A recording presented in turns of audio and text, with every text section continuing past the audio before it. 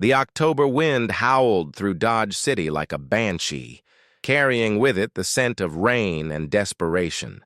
Jack Harper pulled his coat tighter as he walked down Front Street, his boots splashing through puddles that reflected the flickering light of oil lamps. At 42, Jack had learned to read storms, both in the sky and in men's hearts. Tonight, both were brewing. "Hi, how are you? Sorry to interrupt your story, but what I'm going to ask you is really quick, and it will really help the channel to grow and create new stories. Just click below the video image to subscribe. You'll be doing an act of kindness and encouragement to those who are just starting out. Thank you very much, and continue with your story." The Long Branch Saloon stood like a beacon in the darkness, its warm light spilling onto the muddy street. Jack had no intention of going inside. He'd sworn off drinking 3 years ago after a night that still haunted his dreams. But as he passed the saloon's entrance, something made him stop. There, huddled against the wooden steps like a discarded bundle of rags, sat a small figure. At first, Jack thought it was just debris blown by the wind. Then the bundle moved, and he saw her. A little girl, no more than 9 years old, clutching a tattered ragdoll to her chest. Her dress was torn and muddy, her dark hair matted against her pale face. "Hey there, little one," Jack said softly, crouching down to her level. "What are you doing out here in this storm?" The girl looked up with eyes that seemed far too old for her young face. They were green, like spring grass, but filled with a terror that made Jack's chest tighten. "Please, mister," she whispered, her voice barely audible over the wind. "I'm looking for my family. They took them away." Jack felt something stir in his chest, a feeling he'd buried long ago. "Who took them, child? What's your name?" "Clara Mae," she said, clutching her doll tighter. "Clara Mae Whitmore. Bad men came to our farm 3 days ago. They burned everything and took Mama and Papa. I hid in the root cellar like Mama told me, but when I came out..." Her voice broke. Jack's jaw tightened. He'd seen too much violence in his years, but something about this child's plight cut deeper than usual. Maybe it was the way she held that doll, or the brave way she tried not to cry. "Clara Mae," he said gently, "I'm Jack Harper. You can't stay out here in this storm. Come with me." She shrank back. "Mama said never go with strangers." "Your mama was smart," Jack replied. "But right now, I'm the only help you've got. I promise I won't hurt you." Clara Mae studied his face for a long moment. Whatever she saw there must have convinced her, because she slowly stood up, still clutching her doll. Jack led her to the boarding house where he kept a room. Mrs. Henderson, the elderly proprietor, took one look at the bedraggled child and immediately set about preparing a hot bath and warm meal. As Clara Mae ate soup by the fireplace, Jack sat across from her, trying to piece together her story. "These men who took your parents," he said carefully, "did you recognize any of them?" Clara Mae nodded, her spoon trembling in her small hand. "One of them, he had a scar right here." She traced a line down her left cheek. "And he wore a fancy vest with silver buttons. He called the others by name, Billy and Dutch." Jack's blood ran cold. He knew those names. Billy Crane and Dutch Morrison worked for Cyrus Brant, the most powerful cattle baron in 3 counties. Brant owned half of Dodge City and had his fingers in every dirty deal from here to Wichita. "Clara Mae," Jack said slowly, "why would these men want your parents?" The girl's eyes filled with tears. "I don't know. Papa was just a farmer. We didn't have nothing valuable except..." She stopped, her hand moving to a small locket around her neck. "Except what?" "This," she whispered, pulling out a silver locket. "It was my real mama's. Papa said my birth mama gave it to him before she died. Told him to give it to me when I was old enough." Jack leaned forward. "Your birth mama? You mean the Whitmores adopted you?" Clara Mae nodded. "When I was just a baby. Papa said my real mama was very sick and couldn't take care of me, but she loved me very much." Jack's mind raced. There was more to this story than a simple kidnapping. Someone wanted that locket, or what it represented, and if Brant's men were involved, it meant serious trouble. "Clara Mae," he said, his voice gentle but firm, "I need you to listen to me very carefully. There are dangerous people looking for you. And that locket might be the reason why. But I promise you this, I will help you find your family. The girl looked up at him with those ancient green eyes. You saved me. So now help me find my family, please, she said, her words carrying a weight that seemed to settle on Jack's shoulders like a mantle. Something shifted inside Jack Harper at that moment. For 3 years, he'd been drifting, running from his past, avoiding any connection that might anchor him to one place or person. But this child's plea awakened something he thought was dead, a sense of purpose, of duty to something greater than his own pain. I promise you, Clara Mae, he said, his voice rough with emotion, I would never stop doing this. I'll find your family and I'll keep you safe. As if summoned by his words, the sound of horses splashing through the mud outside made Jack freeze. Through the window, he saw 3 riders approaching the boarding house. Even in the dim light, he recognized the lead rider's silhouette. Billy Crane, Brant's enforcer. Mrs. Henderson, Jack called quietly. Take Clara Mae upstairs, now. The old woman, sensing danger, quickly ushered the child toward the stairs. Clara Mae looked back at Jack, fear evident in her eyes. Remember what I promised, Jack said firmly. I won't let them hurt you. The riders stopped outside. Jack heard the creak of leather as they dismounted, the jingle of spurs on the wooden steps. A heavy knock echoed through the boarding house. Open up, Billy Crane's voice boomed. We're looking for a runaway girl. Word is she might be here. Jack checked his Colt .45, making sure it was loaded. Whatever was in that locket, whatever secret Clara Mae carried, it was worth killing for. And that meant it was worth dying for, too. As he walked toward the door, Jack Harper made a silent vow. He'd failed to protect someone once before, and it had cost him everything. He wouldn't fail again. Not this time. Not this child. The storm outside was just beginning. But the real tempest was about to break loose in the heart of Dodge City, and Jack Harper was standing right in its path. The door shook under another thunderous knock.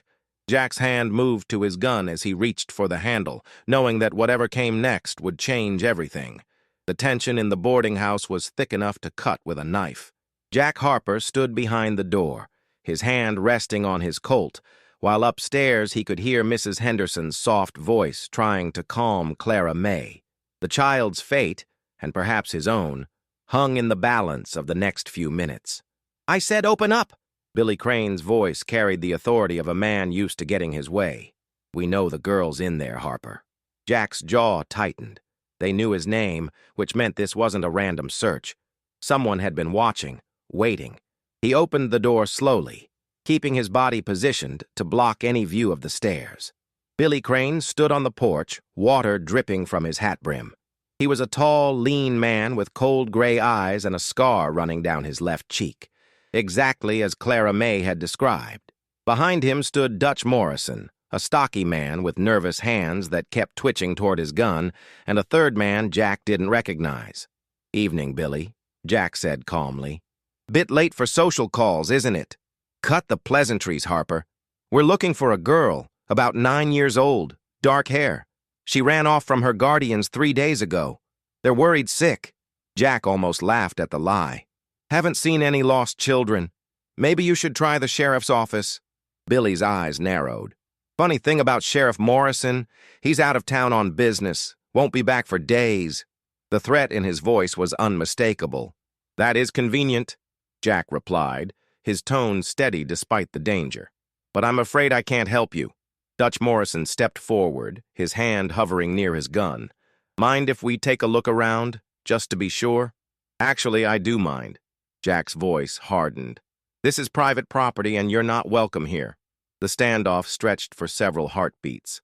Jack could feel the weight of Clara Mae's trust pressing down on him, could almost hear her small voice saying, You saved me, so now help me find my family, please. He'd made a promise, and Jack Harper had never broken a promise to a child. Billy Crane smiled, but it was cold as winter. You know, Harper, I heard you used to be quite the gunfighter, before you went soft, that is, before that business in Abilene. Jack's blood turned to ice. Abilene. The name hit him like a physical blow, bringing back memories he'd spent 3 years trying to forget.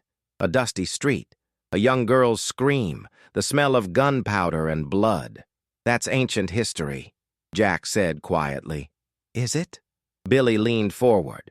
Because I heard tell you had a daughter once. Sweet little thing, about the same age as the girl we're looking for. What was her name? Emma? The mention of his daughter's name nearly broke Jack's composure. His hand tightened on his gun, but he forced himself to remain calm. Billy was fishing, trying to provoke him into making a mistake. You're walking on dangerous ground, Crane. Am I? Because it seems to me like you've got a soft spot for lost little girls, especially ones that remind you of what you couldn't save. The words hit their mark. Jack's vision blurred for a moment as the memories came flooding back. Emma's laugh, her small hand in his, the way she used to braid wildflowers into chains, and then the gunfight that took her life, the stray bullet that found its mark because Jack had been too slow, too careless. But then he heard a small sound from upstairs, Clara Mae's muffled sob, and it brought him back to the present. This wasn't about his past failures. This was about keeping a promise to a child who had no one else. I think this conversation is over, Jack said firmly. Billy studied him for a long moment, then stepped back. Maybe it is. For now. But Harper, if that girl turns up, you remember what happened in Abilene? You remember what happens when you try to play hero? The three men mounted their horses and rode off into the storm, but Jack knew they wouldn't go far. They'd be watching, waiting for him to make a move. He closed the door and leaned against it, his hands shaking slightly. Mrs. Henderson appeared at the top of the stairs, her face pale with worry. They're gone, Jack said. For now. Clara Mae emerged from behind the old woman, her green eyes wide with fear. They're the ones, she whispered. The man with the scar. He's the one who took Mama and Papa. Jack climbed the stairs and knelt before the child. Clara Mae, I need you to tell me everything you remember about that night. Every detail, no matter how small. The girl clutched her ragdoll tighter. It was after supper. Papa was reading to me from the Bible when we heard horses coming. Mama told me to hide in the root cellar, but I could hear everything through the floorboards. What did they say? The scarred man. He kept asking Papa about a woman named Catherine. He said Papa knew where she was, or where she'd hidden something. Papa kept saying he didn't know any Catherine, but the man didn't believe him. Jack's pulse quickened. Catherine, are you sure that was the name? Clara Mae nodded. Then the man saw my locket. He got real excited and tried to take it, but Papa fought him. That's when they... Her voice broke. It's okay, Jack said gently. You don't have to say more. But Clara Mae continued, her voice barely a whisper. They tied up Mama and Papa and put them in a wagon. The scarred man said something about taking them to the boss and that she'd finally get what's coming to her. Then they burned our house. Jack's mind raced. Catherine, the locket, Clara Mae's mysterious birth mother. The pieces were starting to form a picture, but it was still incomplete. Clara Mae, may I see your locket? The girl hesitated, then slowly lifted the chain over her head. The locket was beautiful. Silver with intricate engravings of roses and vines. Jack opened it carefully and found a small photograph inside. The woman in the picture was young and beautiful, with the same green eyes as Clara Mae. But it was the inscription on the opposite side that made Jack's blood run cold. To my beloved Catherine, forever yours, C.B. Cyrus Brant. Jack closed the locket with trembling fingers. Clara Mae wasn't just any orphaned child. She was Cyrus Brant's daughter. The most powerful man in 3 counties had a secret daughter, and someone was using her to get to him. But who? And why? Mr. Harper? Clara Mae's small voice broke through his thoughts. What does it mean? Jack looked into those innocent green eyes and felt the weight of responsibility settle on his shoulders like a lead blanket. This child was caught in the middle of something much bigger and more dangerous than a simple kidnapping. She was a pawn in a game played by powerful people who wouldn't hesitate to kill to protect their secrets. It means, Jack said slowly, that finding your family is going to be more complicated than I thought. Outside, thunder rolled across the prairie like the sound of distant cannons. The storm was far from over, and Jack had the feeling that the worst was yet to come. He thought about Billy Crane's words. about Abilene and Emma, and the promise he'd made to never let another child suffer because of his failures. Clara Mae was depending on him now, just as Emma had depended on him 3 years ago. But this time would be different. This time, he wouldn't fail. "Mrs. Henderson," he called downstairs, "pack us some supplies. We're leaving at first light." "Where are we going?" Clara Mae asked. Jack looked out the window at the storm-lashed streets of Dodge City. Somewhere out there, in the darkness and danger, were the answers they needed. And somewhere out there, Cyrus Brandt was waiting. "We're going to find the truth," he said. "And then we're going to find your family." As he tucked Clara Mae into bed, the child looked up at him with complete trust. "You promised you'd never stop helping me," she said softly. "That's right," Jack replied. "And I always keep my promises." But as he sat by the window, watching for any sign of Billy Crane's return, Jack couldn't shake the feeling that this promise might be the hardest one he'd ever tried to keep.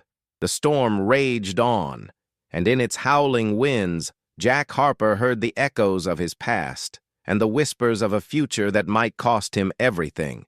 Dawn broke gray and sullen over Dodge City, the storm having passed, but leaving behind a world washed clean and somehow more dangerous. Jack Harper had spent the night watching from his window, but Billy Crane and his men had vanished like smoke. That worried him more than if they'd stayed visible. Invisible enemies were always the deadliest.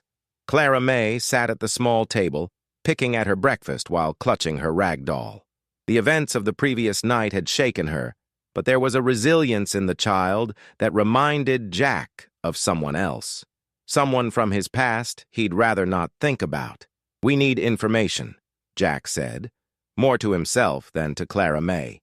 "And there's only one person in this town who knows everyone's secrets." Mrs. Henderson looked up from packing their supplies. "You're not thinking of going to Ruby Dawson, are you?"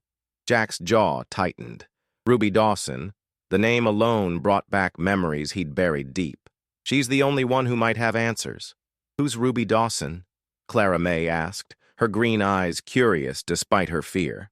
"She owns the Silver Dollar Saloon," Mrs. Henderson explained, shooting Jack a warning look. "And she's not the kind of woman a child should meet." Jack understood Mrs. Henderson's concern, but Ruby was their best hope. She'd been in Dodge City for over a decade, and nothing happened in this town without her knowing about it. More importantly, she had connections that reached far beyond the dusty streets of Kansas. "Clara Mae," Jack said gently, "I need you to stay here with Mrs. Henderson while I go talk to someone. Can you do that for me?" The child's face crumpled with fear. "You're leaving me?" "Just for a little while. I promise I'll come back." "That's what Papa said," Clara Mae whispered, tears threatening to spill. "He said he'd come back from town, but he never did." Jack knelt beside her chair, his heart aching at the pain in her voice. "Clara Mae, look at me. I'm not your papa, and I'm not going to town on business. I'm going to get information that will help us find your family. And I promise you, I will come back." The child studied his face for a long moment, then slowly nodded. "You promised you'd never stop helping me." "That's right, and this is part of helping you." An hour later, Jack walked through the swinging doors of the Silver Dollar Saloon. The place was nearly empty at this early hour, just a few cowboys nursing hangovers and a poker game that had probably been running all night.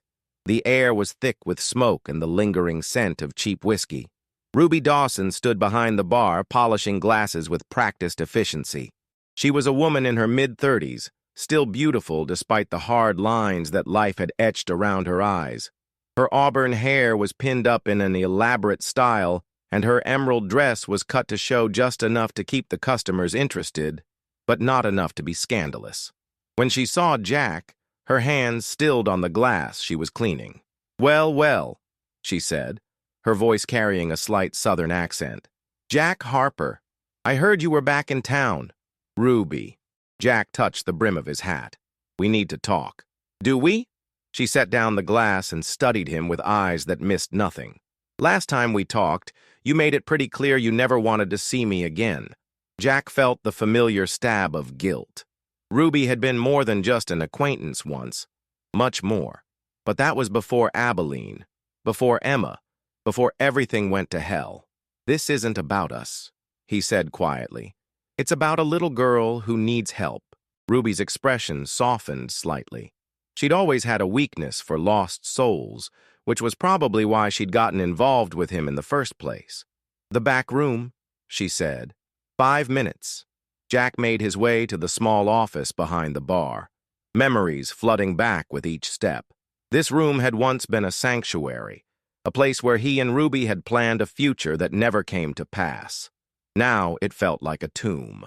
Ruby entered and closed the door behind her.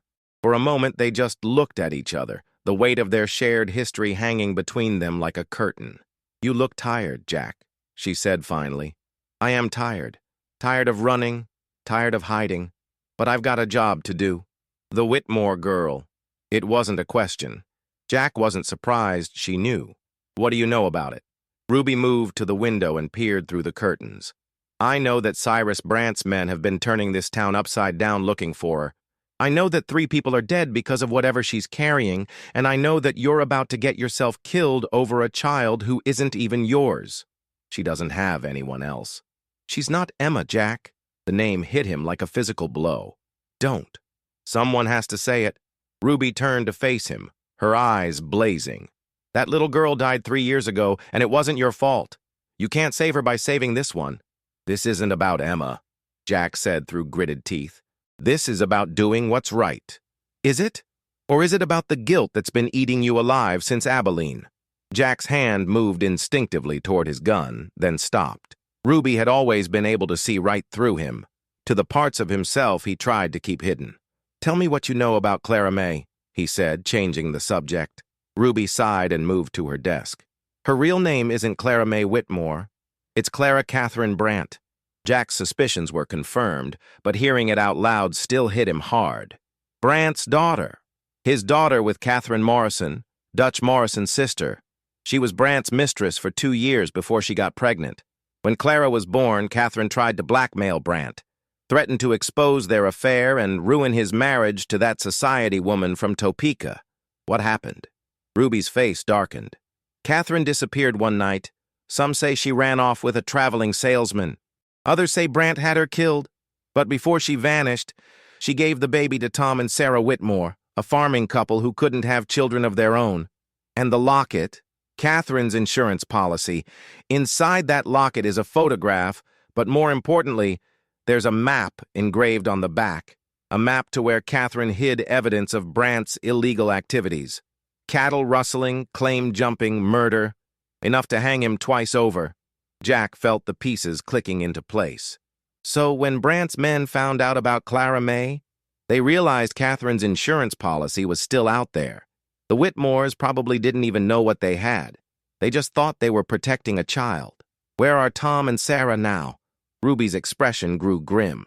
Brandt's holding them at his ranch. He's using them as bait to draw Clara Mae out. He figures she'll come looking for them, and when she does, he'll kill them all.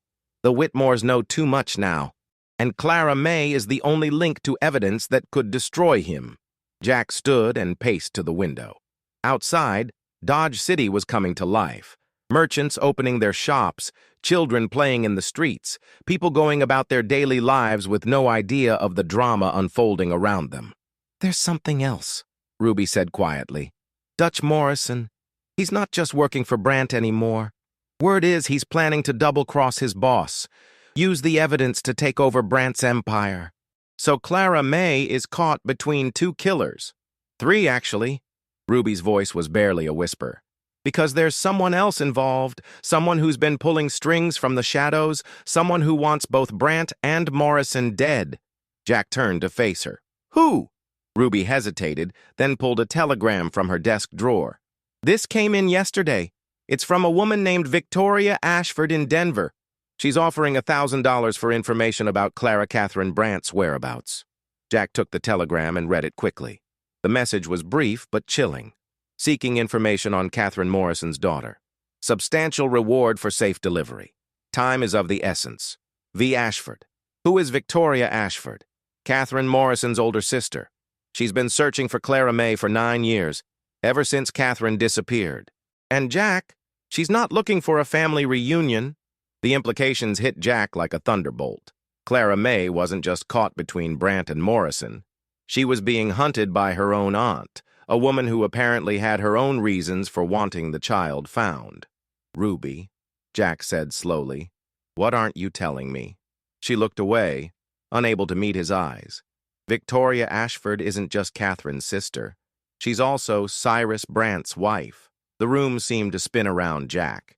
Clara Mae's aunt was married to her father, a man who didn't know his wife was hunting his own daughter. "Jesus," Jack breathed. "It gets worse," Ruby continued. "Victoria Ashford has been slowly poisoning her husband for months. She wants him dead, but she needs that evidence to make sure his empire becomes hers, and the only way to get the evidence is to get Clara Mae." Jack felt the weight of the situation settling on his shoulders like a mountain. Clara Mae wasn't just an innocent child caught in the crossfire. She was the key to a conspiracy that reached the highest levels of power in the territory. "I have to get back to her," Jack said, moving toward the door. "Jack, wait!" Ruby's voice stopped him. "There's one more thing. Billy Crane isn't working for Brant anymore. He's working for Victoria Ashford, and he's not planning to take Clara Mae alive." Jack's blood turned to ice. "What do you mean?" "I mean that locket is all Victoria needs. She doesn't need the child who wears it." Jack was already running before Ruby finished speaking, his boots pounding on the wooden floor of the saloon. Behind him, he heard Ruby call out, but her words were lost in the thunder of his heartbeat. Clara Mae was in danger, more danger than he'd realized, and he'd left her alone. As he burst through the doors of the Silver Dollar, Jack Harper made a silent vow. He'd failed Emma in Abilene, but he wouldn't fail Clara Mae. Not while there was breath in his body and bullets in his gun. The race to save an innocent child had begun, and Jack was already behind. Jack Harper's boots thundered against the wooden boardwalk as he raced toward Mrs. Henderson's boarding house, his heart pounding with a fear he hadn't felt since Abilene. The morning sun cast long shadows across Front Street, but all Jack could see was Clara Mae's trusting green eyes and the promise he'd made to never stop helping her. As he rounded the corner, his worst fears were realized. The front door of the boarding house hung open, swaying in the breeze like a broken wing. Mrs. Henderson sat on the front steps, a bloody cloth pressed to her forehead, tears streaming down her weathered face. "They took her," she sobbed as Jack knelt beside her. "I tried to stop them, but there were too many." "How many?" Jack's voice was deadly calm, though inside he was screaming. "4 men. That scarred one and 3 others. They said they were taking her to her family reunion." Mrs. Henderson's eyes were wild with grief. "She fought them, Jack. That brave little girl fought like a wildcat, calling for you." Jack's hands clenched into fists. Billy Crane had Clara Mae, which meant Victoria Ashford would have her soon. And once she had the locket, Clara Mae would become a liability that needed to be eliminated. Which way did they go? North, toward the Brant Ranch. "But Jack," Mrs. Henderson grabbed his arm. "They left this for you." She handed him a crumpled piece of paper. Jack unfolded it with trembling fingers and read the message scrawled in Billy Crane's rough handwriting. "Come alone to the old Morrison place at sunset. Bring your gun. Time to finish what started in Abilene." Jack's blood turned to ice. The old Morrison place, Dutch Morrison's abandoned family farm, where his sister Catherine had grown up. It was perfect for an ambush, isolated and surrounded by rolling hills that could hide a dozen gunmen. But Jack didn't care about the odds. Clara Mae was counting on him, and he'd made a promise. "Mrs. Henderson, can you get word to Sheriff Morrison when he returns?" "He's not coming back, Jack. Word came in an hour ago. He was found dead on the trail to Wichita. Shot in the back." Another piece of the puzzle fell into place. Victoria Ashford was eliminating anyone who might interfere with her plans. The sheriff, the Whitmores, and soon Clara Mae herself. Jack stood and checked his Colt .45, making sure it was fully loaded. 6 bullets against unknown odds. It would have to be enough. "Jack," Mrs. Henderson called as he turned to leave, "that little girl believes in you. Don't let her down." "I won't," Jack said grimly. "I promised her I'd never stop, and I meant it." The ride to the Morrison place took 2 hours. giving Jack time to think and plan. The farm sat in a shallow valley surrounded by low hills, with the main house, a barn, and several outbuildings scattered across the property. It had been abandoned for years, ever since Dutch Morrison's parents died and he moved to town. Jack approached carefully, leaving Thunder tied to a tree a quarter-mile away. The sun was beginning its descent toward the western horizon, painting the sky in shades of orange and red that reminded him of blood and fire. As he crested the hill overlooking the farm, Jack saw them. 4 horses were tied near the main house, and smoke was rising from the chimney. Billy Crane and his men were waiting, but where was Clara Mae? Jack made his way down the hill, using the abandoned outbuildings for cover. As he drew closer, he could hear voices coming from inside the house, and then cutting through the evening air like a knife, he heard Clara Mae's voice. "I want to go home. You promised you'd take me to Mama and Papa." "Shut up, girl," came Billy Crane's harsh reply. "Your Mama and Papa are dead. Have been for 2 days now." Jack's vision went red. The Whitmores were dead, which meant Clara Mae truly had no one left in the world except him. The weight of that responsibility settled on his shoulders, but instead of crushing him, it gave him strength. He moved closer to the house, peering through a broken window. Inside, he could see Clara Mae tied to a chair in the center of the room, her ragdoll lying torn and discarded on the floor. Billy Crane stood over her, the silver locket dangling from his fingers. "Pretty little thing," Crane was saying. "Too bad Mrs. Ashford only needs this trinket. She was very specific about what to do with you after we got it." "You're lying!" Clara Mae's voice was defiant despite her tears. "Mr. Harper will come for me. He promised." "Harper?" Crane laughed coldly. "Harper's a washed-up gunfighter who couldn't save his own daughter. What makes you think he can save you?" That was when Jack stepped through the front door, his Colt drawn and steady. "Because," he said quietly, "I keep my promises." The room erupted into chaos. Billy Crane spun toward Jack, going for his gun, while his 3 men scattered for cover. But Jack was already moving, his years of experience taking over. His first shot took down the man nearest the window. His second caught another gunman as he tried to draw. Billy Crane's bullet whistled past Jack's ear as he dove behind an overturned table, Clara Mae's chair toppling over as she tried to get out of the line of fire. "You should have stayed away, Harper!" Crane shouted. "This doesn't concern you." "A child in danger always concerns me," Jack replied, reloading quickly. "Let her go, Billy. Your fight is with me." "My fight is with anyone who gets between me and my payday." Crane fired again, the bullet splintering the wood near Jack's head. Jack counted the shots. Billy had 2 bullets left, maybe 3. The third gunman was somewhere behind the kitchen, probably trying to circle around. Jack made his move, rolling out from behind the table and coming up firing. His shot caught Billy Crane in the shoulder, spinning him around. The outlaw's return shot went wide, and Jack's next bullet found its mark. Billy Crane crumpled to the floor, his gun clattering away across the wooden planks. The third gunman chose that moment to make his play, bursting out from the kitchen with guns blazing. But Jack was ready. His final bullet took the man's center mass, dropping him instantly.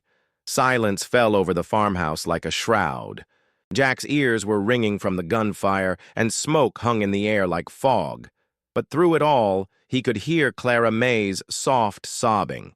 He rushed to her side, cutting the ropes that bound her to the chair. The moment she was free, she threw her arms around his neck, clinging to him like a lifeline. "I knew you'd come," she whispered. "I knew you'd keep your promise." Jack held her tight, feeling something inside his chest that had been frozen since Abilene began to thaw. "I told you I'd never stop helping you." "Mr. Harper," Clara Mae said, pulling back to look at him. "The bad man said Mama and Papa are dead. Is it true?" Jack's heart broke at the hope in her eyes, but he couldn't lie to her. "Yes, sweetheart, I'm sorry." Clara Mae's face crumpled, and she began to cry in earnest.